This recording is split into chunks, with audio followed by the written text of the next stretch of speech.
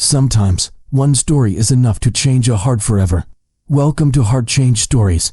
At her husband's funeral, Naomi's in-laws handed her a rusted, broken-down van as her inheritance, laughing as they threw her out of the house and stole the businesses she'd built with him. 7 months pregnant, with her 10-year-old son beside her, she had no choice but to live in the van they claimed was worthless. But one morning, as sunlight hit the peeling metal, Naomi saw something glimmer beneath the rust, a discovery that would turn her humiliation into the most unexpected victory of her life. Before we go any further, if this is your first time watching one of our videos, we'd love for you to hit that subscribe button. Your support means the world to us, and it helps us bring you even more powerful stories. Stick with us till the very end, and if the story moves you, drop your thoughts in the comments and share it with a friend. Now let's begin. The air was heavy with rain, though the sky hadn't broken yet. Naomi Carter stood at the edge of the open grave, one hand holding an umbrella, the other resting on the swell of her 7-month belly. Her son, Isaiah, barely 10, clung to her coat sleeve like it was the only thing keeping him from falling apart. Around them, murmurs from the small crowd floated on the damp breeze. "Such a shame, he was still young," someone whispered. But you know his family. She won't last a month with him," another replied, just low enough for Naomi to hear. Her in-laws stood across the grave, faces pale, eyes dry, dressed in black that looked like it had been tailored just for the occasion.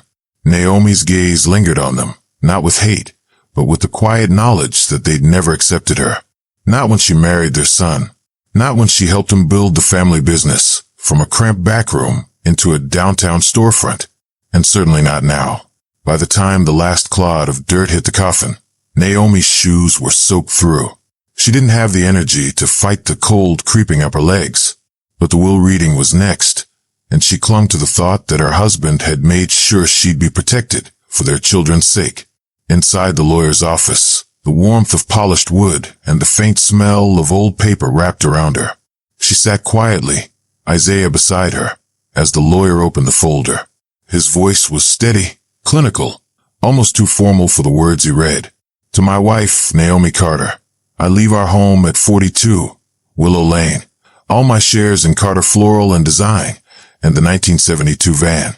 Naomi exhaled slowly. The house, the business, and yes, the old van. Her husband had been strangely sentimental about that thing.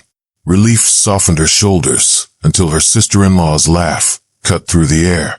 "Oh no, that's not how it's going to work," the woman said, exchanging a look with her brother.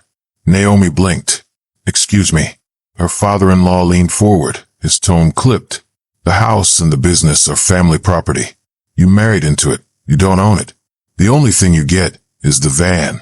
And frankly, you're lucky we're letting you have that." The lawyer frowned, flipping through papers.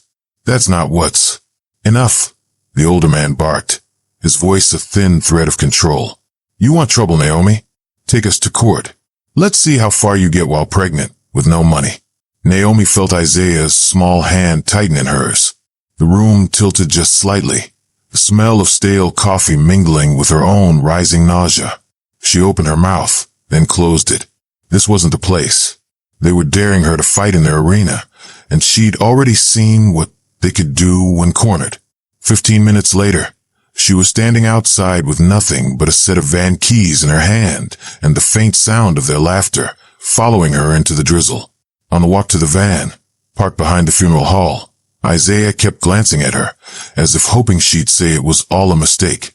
But Naomi stayed quiet, each step heavy with the knowledge that her life had just shifted into unfamiliar, dangerous territory. She ran her fingers over the van's side panel. Rust flaked off like brittle paper. It smelled of rain and old oil. This was her inheritance now, and for the first time all day, a strange thought settled in her chest. Fine. If this is the only thing they've left me, I'll make it enough. By the time Naomi reached the parking lot, the drizzle had turned to a fine mist that clung to her hair.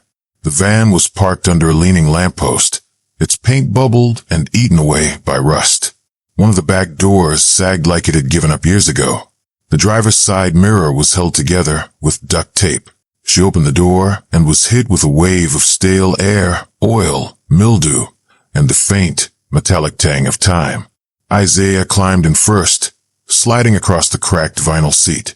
His small fingers traced the splits in the material, as if reading some invisible map.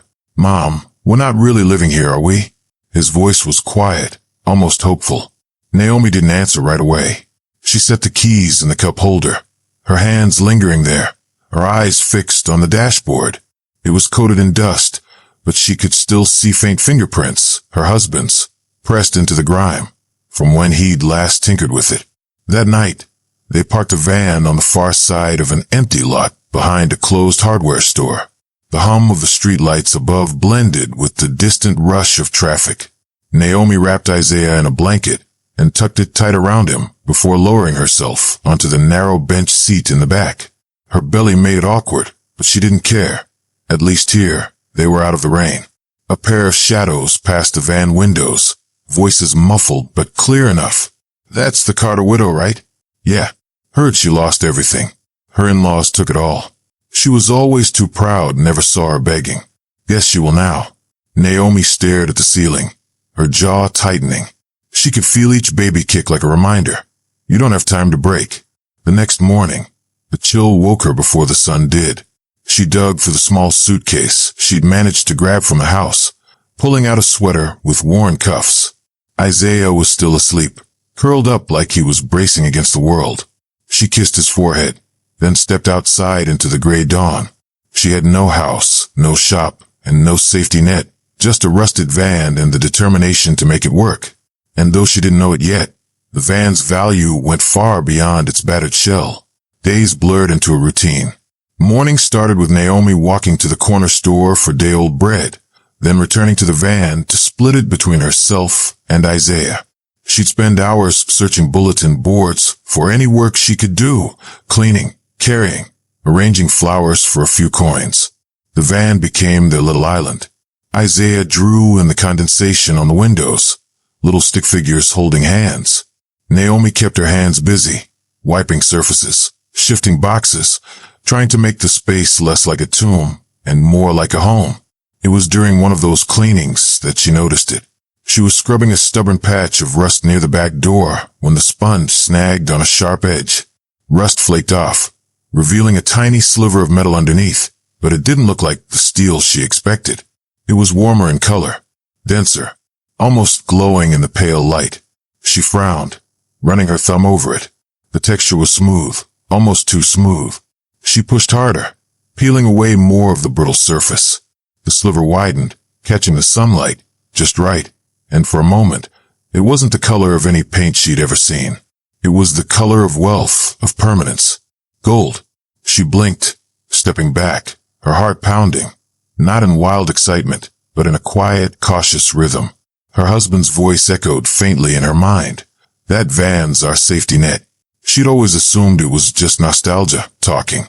Naomi pressed her palm flat against the panel. It was heavy, far heavier than it had any right to be. The realization came slowly, like a sunrise. You didn't need to rush to know it would change everything. But she didn't shout. She didn't even smile. She simply picked up the sponge, wiped away the flakes from the floor, and whispered to herself, "Not yet," because this wasn't just a find, it was a secret. And secrets were safest when kept close. Naomi didn't rush. Every day after, she worked like the gold wasn't there at all, because the more invisible her discovery remained, the safer it was. She started small. One weekend, she quietly pried loose a narrow strip from the inside of the rear door, just enough to fit into her coat pocket. She sold it to a discreet jeweler across town, one who didn't ask questions. The money was more than she'd made in months. She used it to buy fresh clothes for Isaiah, prenatal vitamins, and enough food to fill their bellies without rationing. By the second sale, she'd saved enough to rent a tiny corner space in a quiet street market. It wasn't much, but with a few second-hand vases and flowers bought wholesale, Naomi began arranging bouquets. Her hands, once numb from cold nights in the van, remembered the skill she'd honed for years in the shop she'd built with her husband. People noticed. "Who's the new florist? She's got a real eye," one passerby whispered to another. "Isn't that Carter's widow?" came the reply. "I thought she was living in a van." The whispers didn't bother Naomi anymore.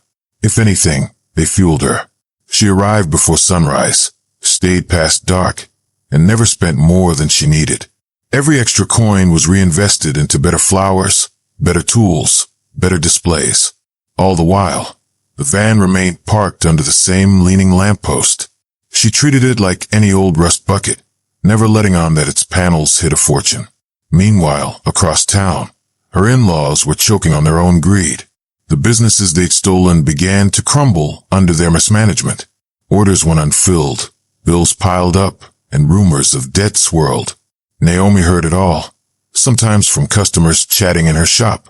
"Did you hear? Carter's family can't pay their suppliers." Figures. They never worked a day in their lives. She never joined in. She just smiled faintly, arranging lilies or roses, letting the scent of fresh blooms mask the quiet satisfaction building in her chest. Because Naomi knew, gold wasn't the only thing that could grow quietly. So could power. By the time Naomi's daughter was born, the little street market stall had transformed into a sunlit corner shop with a green awning and a name painted in gold script, Isa and Rose, a nod to her two children. Inside, the air was rich with the scent of lilies, peonies, and eucalyptus. Customers came in not just for flowers, but for the way Naomi made them feel. Seen, valued, welcomed. She remembered names, remembered anniversaries, and quietly slid a small sprig of baby's breath into every bouquet for luck. Her in-law's downfall was no longer a rumor. It was a headline. Carter Floral Chain declares bankruptcy. Carter family home listed for immediate sale. Naomi read the news without a smile, but deep inside, there was a calm sense of justice. The empire they'd stolen had crumbled under the weight of their own arrogance. One afternoon, while she was wrapping a bouquet for a young bride, the shop door creaked open. Her father-in-law stepped inside, thinner than she remembered, his suit worn at the elbows. Behind him trailed her sister-in-law, who no longer carried herself with the same effortless superiority. "Naomi," he began, voice quieter than she'd ever heard it. "We've hit a rough patch. The house is gone. The business, too. We need a place to stay, just until." Naomi kept her hands busy, tucking eucalyptus into the bouquet, the soft leaves brushing against her fingertips. She didn't look up until she'd tied the ribbon.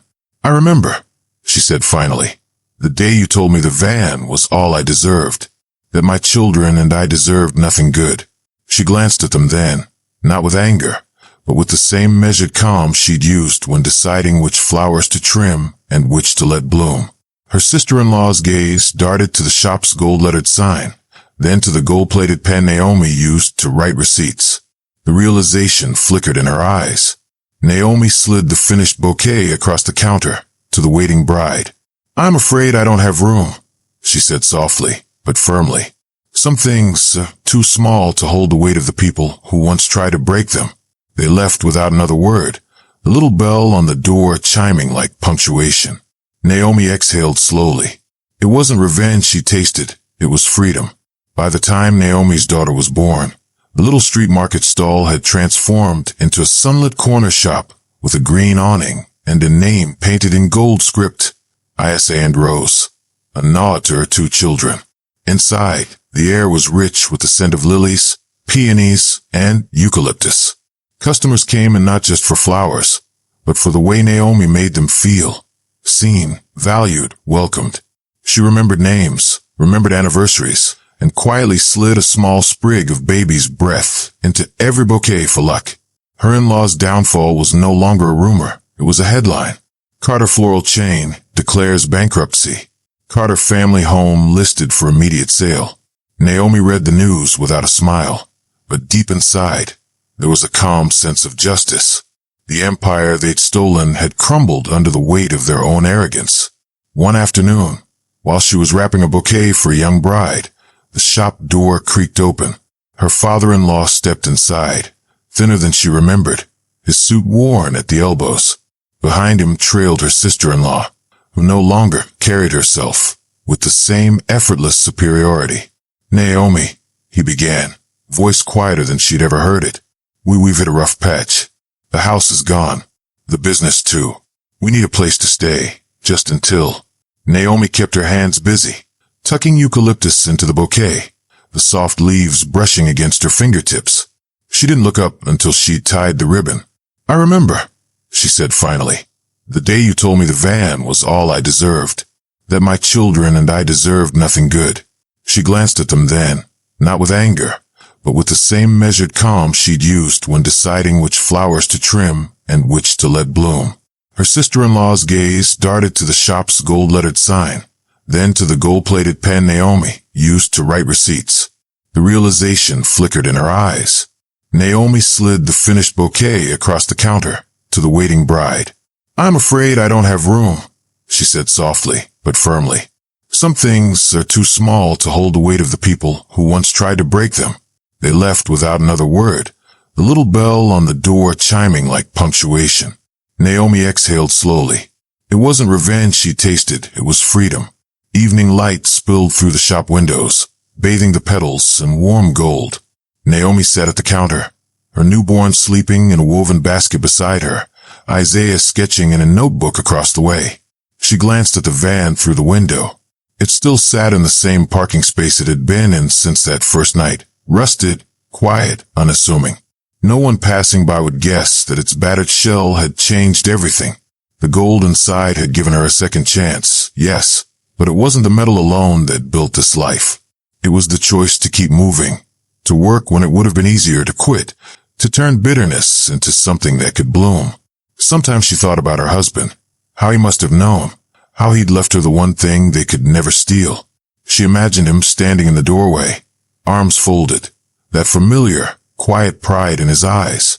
Naomi brushed a stray petal from the counter and looked around the shop, breathing in the sweet, green air. She didn't need the mansion, the stolen businesses, or even the family name. She had roots now, deep and steady, and they were hers alone. When customers asked about the old van, she'd smile and say, it's just part of the story, because the truth was gold could hide in the ugliest places. And the people who laugh at your worth often don't realize they've just handed you the key to your own freedom. If you found Naomi's journey as powerful as I did, don't just scroll away. Hit that like button, subscribe, and share the story with someone who needs a reminder that even in the rust and ruin, there can be gold. And tell me in the comments, what would you have done if you were in her shoes?